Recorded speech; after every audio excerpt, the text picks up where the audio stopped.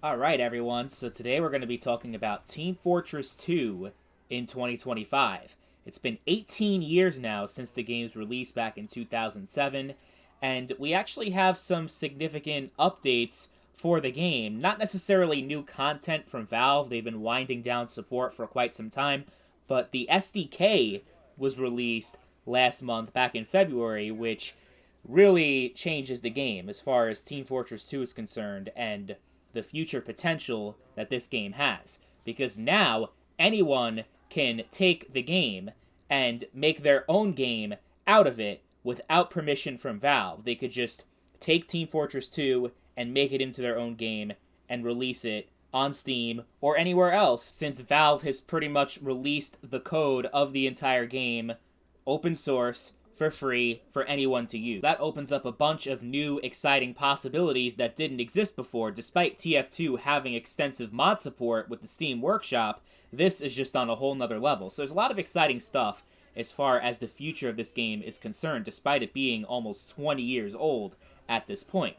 Now, obviously, the graphics and the gameplay have shown its age at this point. I think that's fair to say, but I think the cartoon style and presentation has made it age more gracefully than it otherwise would. Despite all the negativity and stuff that you see online about how Team Fortress 2 is dead, it's dying, it's an 18-year-old game we're talking about. Of course, it's not near the height that it used to be at, but you still get about 50,000 concurrent players at any given time.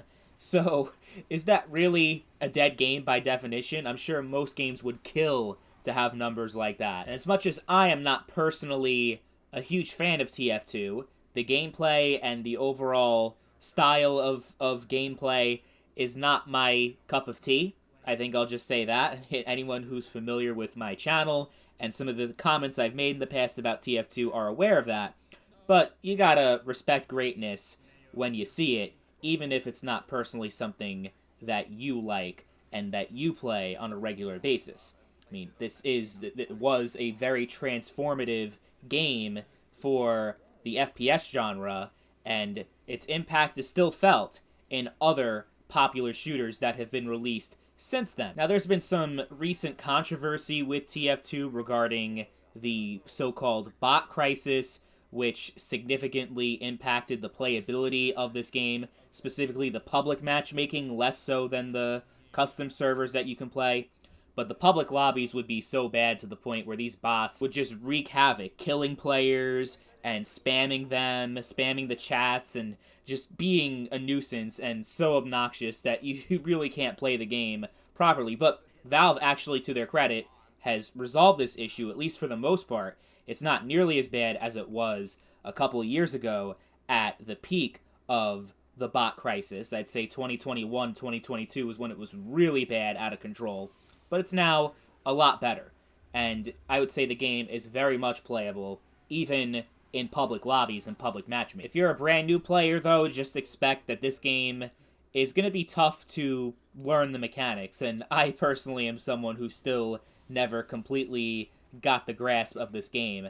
It's not like Call of Duty where you can pick it up, play it, and within 5 matches you're really good at the game and have no problem getting kills. TF2, the skill ceiling is much higher than a game like Call of Duty. You really have to understand the movement, the mechanics, and they're not very quick to pick up on. So just putting that out there, if you're brand new, it's going to take some time to feel comfortable with this game. But I think 18 years later, it's still very solid and impressive, the longevity that it's had. I wish at this point that we would get Team Fortress 3, but that's obviously never going to happen. We just have to accept that and deal with that and understand that Team Fortress 2 is going to be the last game in the series, and we're not going to get anything else.